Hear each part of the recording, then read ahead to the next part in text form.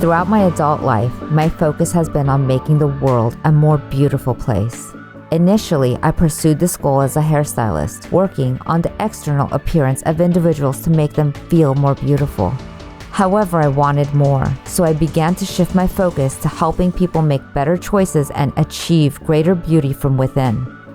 As a transformational life coach, I specialize in helping you identify and change the limiting beliefs that may be holding you back.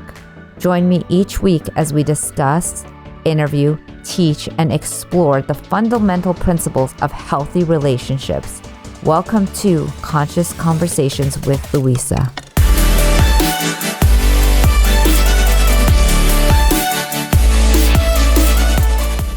In today's episode of Conscious Conversations with Louisa, I'm speaking with Mikael Luman.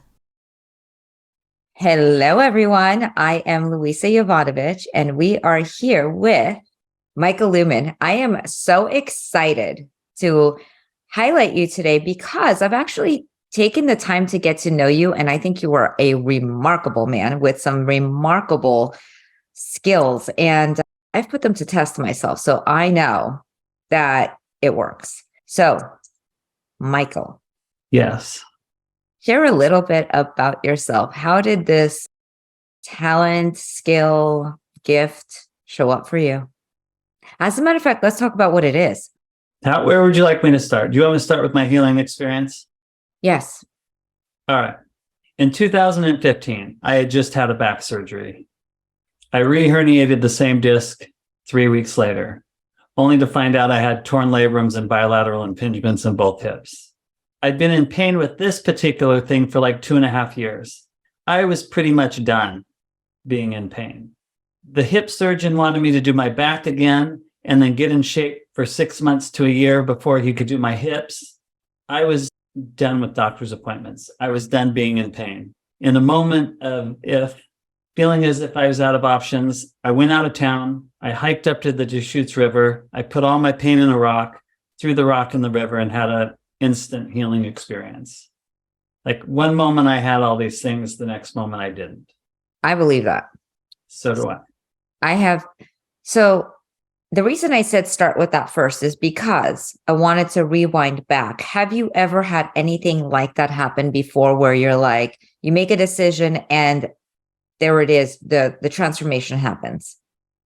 Well, I mean, my addiction was kind of the same. I was addicted to drugs for 10 years. I spent 2 years in prison. Once I made the choice to stop using, I never used again. What is the threshold of the moment that, we all want to go, oh yeah, I made it. I'm going to make a decision and I'm never going to have sugar again. So what is that game changing next level moment? Because let me tell you, I've said I'm not going to have sugar and I'm having sugar. Well, just because somebody says something doesn't mean they mean it. Once you mean it, or once you make the choice, then it just is. Mm-hmm. And then you no longer have to question it. You don't have to question it, yet that moment comes where it's presented in front of you. And are you saying that like, no, I'll never do drugs again? It doesn't even, just like someone said to me once, I said, I don't know how someone could be a vegetarian. I can't imagine not eating meat. She goes, well, I can't imagine eating my steering wheel. To me, that meat looks like a steering wheel. I don't picture it. Well, once we make the choice, then the perspective shifts. But you have to, so many other things happened in that moment when my healing experience was instant. Like what? Well, one moment I looked back and I saw all the things in my life that I wanted to change. Okay. I wish I hadn't injured myself when I was 15. I wish I would have been able to go to college and play athletics. I wish I would have not gone to prison. I wish I wasn't addicted to drugs. All that stuff I wanted to change. The next moment, I didn't want to change anything.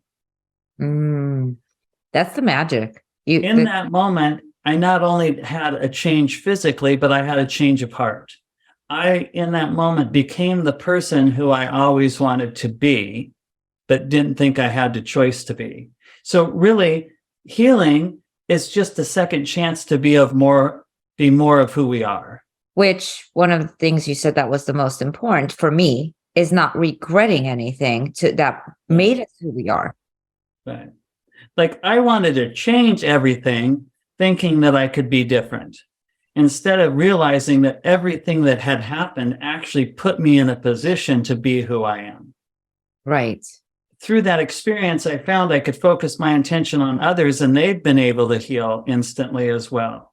Had I not experienced all the pain, I might not have been able to have the compassion or the understanding or the gratitude or the ability or the gift or whatever you want to call that to help other people step out of what they are having.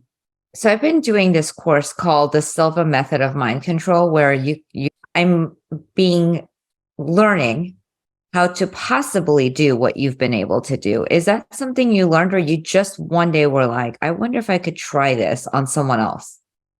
Well, here's the thing. I'm not trying things on other people. I'm really just being an example of possibility for people. Mm-hmm. I've always been an example for people. There were times I probably wasn't the greatest of examples, because what I was the example of wasn't very, let's say, in everybody's best interest. Right? So right after my healing experience, I wanted to figure it all out. So I immersed myself in the energy world. Most of the people that I came across in the energy world hadn't had instant healing experiences. I didn't quite have the confidence in the beginning to just be that for people. So I started doing what other people were doing to help people heal. Like pushing energy and pulling energy and going back in time and changing stuff. So one of the first women that I helped, she couldn't lift her arms above like right here. Right. So I went back and cleared stuff up like when she was 3, and then when she was 5, and then when she was 9, and then all of a sudden her arms started working. But really what I was doing was building enough amplitude in the experience that whatever the fear was that was preventing her from using her arms all of a sudden went away. So would you say it was her needing to feel trust built in order for her to hold space for that? She just needed an example that was greater than all the fears she had. If love is the example, you have to hold enough love so the other person chooses to love themselves again. I love that. One of the things that I felt with you last week, which was everybody, including myself, I was blown away that I had a cold for 2 full days, and it was like a horrible one. And after our sessions, which always fascinates me because somehow you reach out to me when I need you. And it's not often that I need something, but you tend to know and send me a message going, how are you? And I'm like, how do you know? Well, you really don't need anything but a reminder that you are already perfected. Well, I was fascinated to be that sick and to have it be gone in 2 days. Yeah.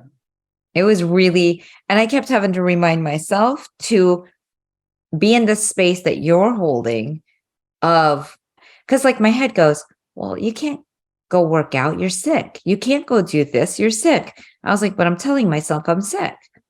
I don't want to tell myself I'm sick. Anything outside of perfection isn't really ours. How does that roll into every area of life? Like, are you able to take knowingness? Because let me tell you, I know you know this without a shadow of a doubt. Like we're clear on that.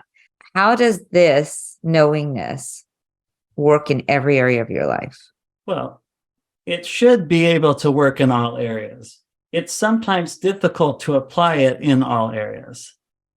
But the more I step outside of myself, the easier it becomes. The more I let go of all the things that are holding me back, the easier it becomes. Again, I am the only person that's holding me back. Absolutely. Just like I was the only person that was keeping myself in pain. The pain wasn't really mine. The pain's all been accounted for. We don't think we have a choice. I thought that since I've had 7 right knee surgeries, 2 left knee surgeries, 2 broken ankles, a torn quad, 2 torn hamstrings, that is the reality that I had to live in. That because I already experienced those things, I had to continue to experience those. Just like I'd been in back pain and hip pain for 2.5 years. I thought the only option was to have surgery to let that go. I didn't realize until I let go of the rock that I could just let it go. In that moment was the moment I realized that it wasn't even mine. Right. That's huge. Absolutely huge. Yeah. And so when you get, or do you get ever like a pain that you instantly shift now because you get it? Yeah. I get pains all the time. So my back and my hips healed instantly. My knee that I've had the 7 surgeries on was fine until I chose to start running again. Okay. Like I went and ran a half marathon without training because I knew I could do it. Then I was like, oh, I'm going to start running now. Then every once in a while, my knees started hurting. I allowed that little bit of hurt to be a reminder that, oh, you've had 7 surgeries, you shouldn't run. Mm-hmm. Had I not had the surgeries, the reminder would have been different. It might have been, oh, you're running a little too fast, or you need to stretch more, or whatever that is. But since I already had something to attach it to, I had to practice then letting that go as well. It doesn't matter if I've had 10 surgeries. Right. It's no different than if somebody steps off the sidewalk and twists their ankle. The moment they twist the ankle is the moment they can let it go. Right. But they have to let go of stepping off the sidewalk. They have to forgive themselves for doing that. They have to know that it doesn't matter. But I've helped people that have broken bones in the next moment they don't. Because if the present moment is greater than their perception of the past, the present moment becomes the truth. I'm fascinated with, like, I know when my daughter dislocated her elbow, she walked across the gym, 7 years old, not crying, not in trauma, just walking, came over to me and she said, I think I broke my elbow. And I was like, there's no way she could have broken her elbow. She's cool as a cucumber. Yeah. It fascinates me, the level of how we can hold on to things and experience things. And some people go into complete trauma and some people could just be like, I think I broke my elbow. A lot of it is based off of past experiences. So when I want to talk about your masterminds that you host a room with a lot of people and help a lot of people, how does that work? What have you been doing in that space? Well, so I have a healing group that meets 3 days a week. Okay. In that group, I share information on how to make healing easier, or how we can step into being our greatest selves. I also focus on people and allow them to experience that in the moment. All the information in the world will not overcome something that happens unless they have a greater experience. Correct. Just like if you say I have a migraine, the only thing that matters is that you no longer have one. I could tell you all the reasons why you shouldn't have a migraine. Unless you experience no migraine, you might continue to assume that you should have one. When I focus on people, I hold the perfection until they realize they were already perfect. What do you think it is that people are avoiding by choosing to want to hold on to their pain? Because let me tell you, you've met my mom. Yeah. Well, they're avoiding that they have a choice. They're stuck in cause and effect instead of understanding that they can cause and effect. Where would be the first place somebody would start in? Probably by starting to have greater experiences. That's why it's much easier when somebody else is participating in your healing experience, so they can hold the knowing and then point out to the other person what they've forgotten. Just like in the beginning, I thought I had to feel your pain to help you with your pain. But then there was just 2 people feeling the pain. Now I hold on to the knowing that you don't need to be in pain and then point out that you're not in pain so that you know that you can overcome it. Gold. Yeah. Just like I had a woman that couldn't eat food. She was 60 years old and down to 3 foods she could eat. I focused on her. Well, first, it wouldn't do me any good to tell her all the things that she needed to do. Because in 60 years, she's tried everything. The only thing that would matter for her is to show her that her stomach is no longer bad. So I focused on her. I said, go make something you haven't been able to eat in the past. She made a peanut butter and jelly sandwich. She took a bite and realized her stomach was better. Now she eats whatever she wants. Had she not taken the bite, she wouldn't have realized. When she was making the sandwich, she didn't think about eating the sandwich. She just made the sandwich, took a bite, and realized her stomach was better. Her stomach was better for 5 minutes before she took the bite. The bite just is what helped her to know it. Right. Just like if somebody says I'm depressed and I focus on them and then they're feeling happy, they better go do happy things. Correct. Or they'll convince themselves that they must still be depressed. You know, one of the areas I feel like I got this was when I had children, I was like, okay, here's what I'm going to do. Here's my plan. I'm going to work really hard. I'm going to make all the money I need to make right now. So when they're older, I will have time and money to spend with them. Well, I did it backwards because what I needed to do was create, my intention was to be with my children, not the money. I didn't expect to get divorced and have to start all over again when they're teenagers and miss out on all those years with them. So what I changed was where I started. Like my intention now is to be with my kids, not making money. And money became how I get to be with my kids. And so money shows up in the middle. Healing is a shift in perspective. Mm-hmm. When we're being who we are, everything else falls into place. Exactly. It's not about the doing. You don't do health, you be health. Right. You don't do healing, you just be healed. We are perfected beings. It's already happened. It's up to us to be perfect over everything else. How do you remind yourself of that? I remember us talking and I remember you saying that. And then I felt like I needed to keep saying it to myself. And then you said, it's not something you have to keep saying to yourself. So how do you remember that when it's not our natural space? By knowing that each moment is its own moment to be whatever we create it to be. And that anything outside of perfection isn't me. It's my perception. How does this work with parenting? Of seeing our children that they're their own entity, they are perfect. And how do we guide along with allow? By being the example. Just like if your daughter falls and hurts her knee and you're panicking, there's no example. Right. If you're trying to fix them, there's no example that they're already fixed. It's the same with everything. Healing is just the one thing I focus in because it's the one thing that's easy to show people. Which is a huge gift. Because Yes. look at how many lives get changed of how many people have been holding on for dear life to their pain. Yeah. It's not their pain. It's just pain. Mm-hmm. The moment I let it go is the moment I realized it wasn't mine. But also, the moment I had that experience was really the moment that I remembered so many things.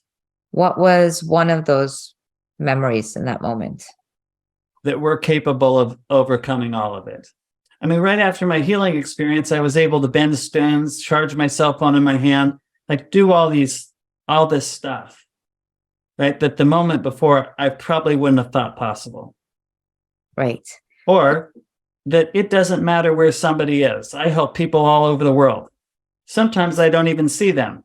They just send me a message and I just say, okay, be still and have an experience. Right? It reminded me how connected we are to everything. Right.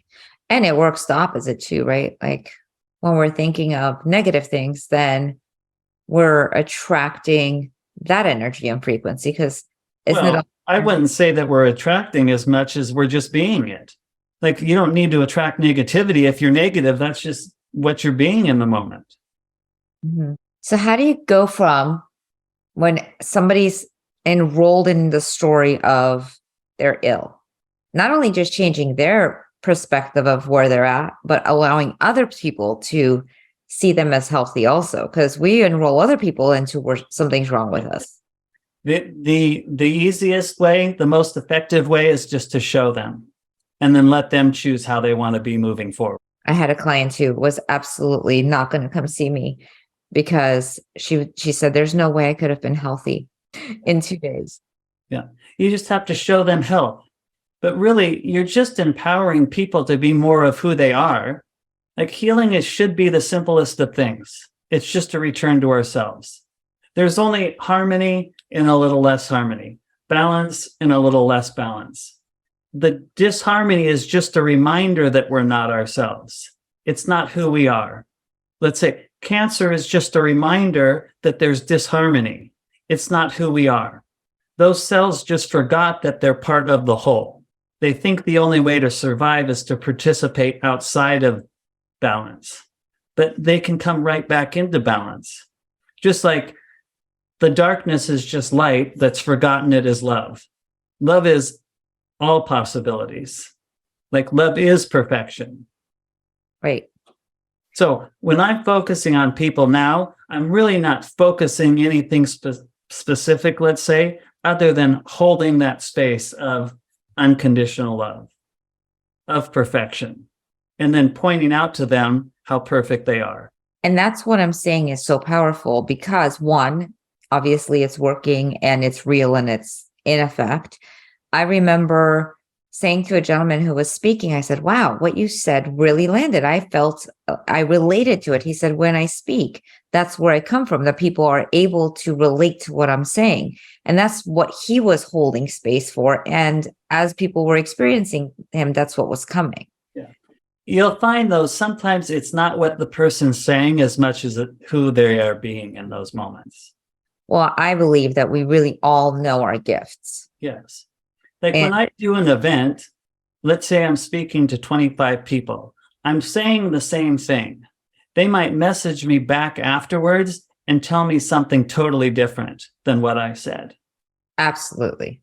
Because when I'm being present, I'm speaking from the heart, and the heart is where healing happens.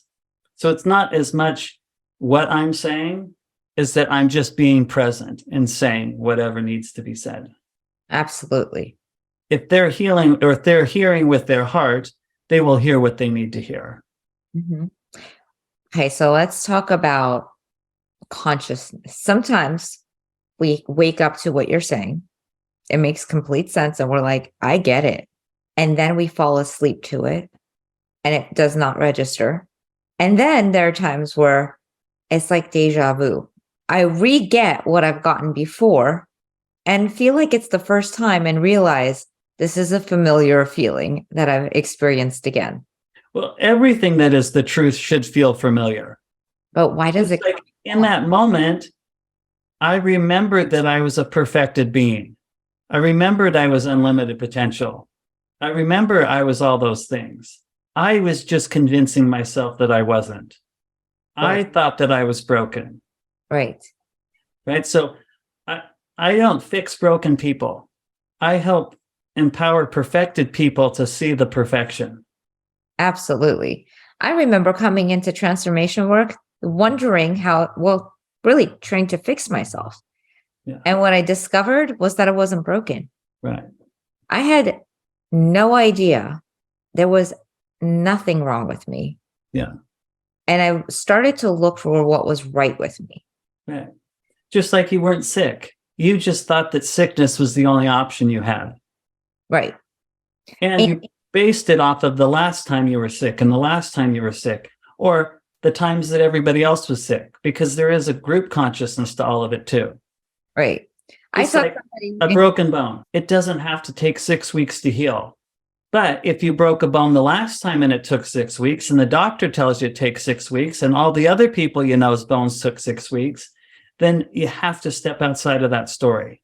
What's the fastest you've seen someone heal from a broken bone?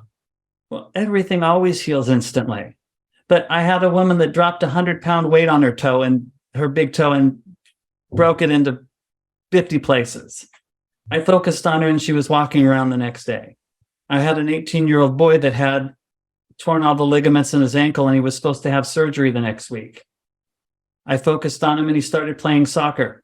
I just realized I need to connect you with someone. A girlfriend of mine was in Thailand and she was holding her phone in one hand and an apple in the other, trying to take a selfie with an elephant. And the elephant trunk got a hold of her hand. And luckily, the person who works there was able to say a command and it released it, but totally got a hold of her hand. I could help him. I know. I just realized, I was like, wait, we need support here. Yeah.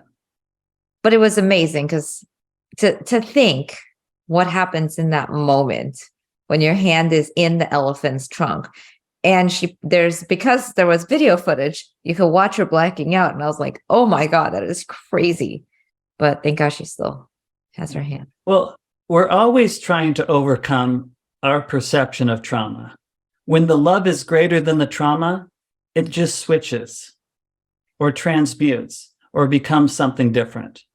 But you've got to be in I keep saying trust and like a space where you could actually accept that. If you're doing it on your own, yes. I help people get into that space by being that space. I create amplitude so they can let it go. I agree. I've seen you do it. I know. Yes. I watch myself struggle as it's happening. I'm like, there's parts of me that are struggling, but so wanting to step into it that after a couple times of seeing it, you start doing it faster. Yeah.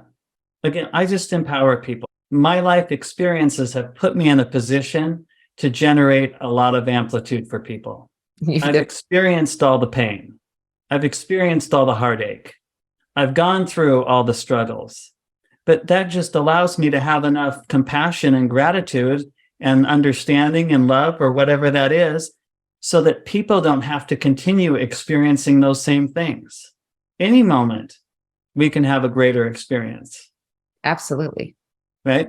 Had I just had my own healing experience and not started helping people, it might not have lasted.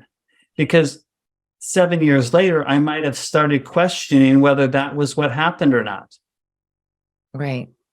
I no longer question if I healed instantly, because I've helped so many other people have instant healing experiences. So I continue to know that it's the truth.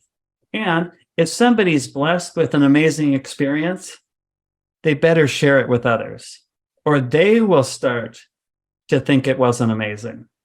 Absolutely. Not that it's a requirement, let's say, from God to share it, but it's a requirement for ourselves to be it.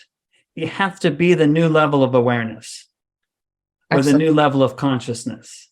So when your kids get hurt, do they run to you with, I need you to focus? Well, kids are interesting because sometimes they want to figure it out on their own. Like right when they're hurting, they're not necessarily in a position, because they're still working to get to that point. Once they've calmed down, yes, they usually will come to me. I'm fascinated with children. And the way we are with our parents, the way our children are with us, the entire circle of the insisting upon how we think we're going to do it. Yeah. How do people connect with you? How do they get a hold of you? So they can either go to my website, which is my name, Mikael, Mikael, Luman, Luman.com. Or they can find me on Facebook and send me a message on Messenger. I should tell you, not only do I have my group healing class, I do teach a class on how to do exactly what I'm doing and be the example in other people's healing experience. It's not that difficult. That is excellent. So what would you like to leave people with, like today? What should they? I think the most important for people to realize is that it really doesn't matter what something is. The next moment, it can be something totally different. Right? The past does not necessarily matter. The only thing that matters is the present moment. And healing is just a second chance to, like I said before, healing is a second chance to be more of who you are. Who you are is a perfected being.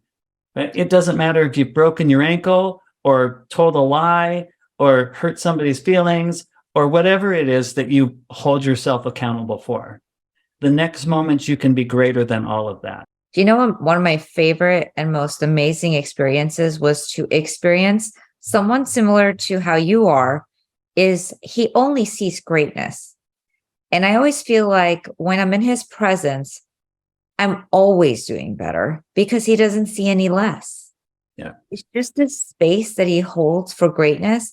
And he, I believe, builds leaders because he doesn't see anything but greatness. You almost can't even say you're not great because it just like Yeah.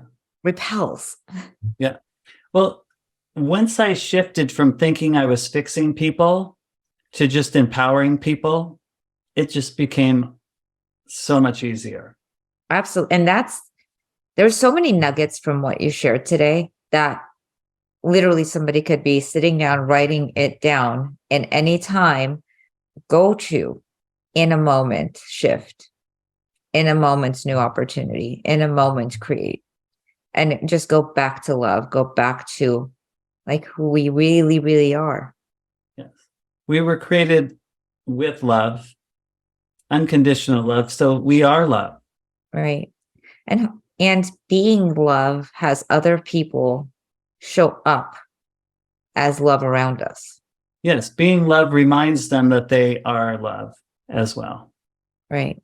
I mean, I have so many people who are constantly asking what my secret is to having such beautiful people in my life. And I was like, that's an interesting question because you show up with wanting to be love and hold space for other people to feel cared for. Who wouldn't want to be in that space? I am super grateful for you. I am grateful that you healed. I'm grateful that you share. I'm grateful that you make a difference. And I'm very grateful you're in my life. Awesome. Well, I'm grateful for you too. Thank you. And I'm so happy we did this because there's so many lives that get to change and really live in healthy, happy, peaceful places in a moment. Yeah. The only way to change the world is to be the change or to be the example. Mm-hmm. And to see people as already perfected. Right. We are going to leave everyone with that because it is powerful and it is fabulous. Thank you so much for your time. You're welcome. Have a great day, everyone.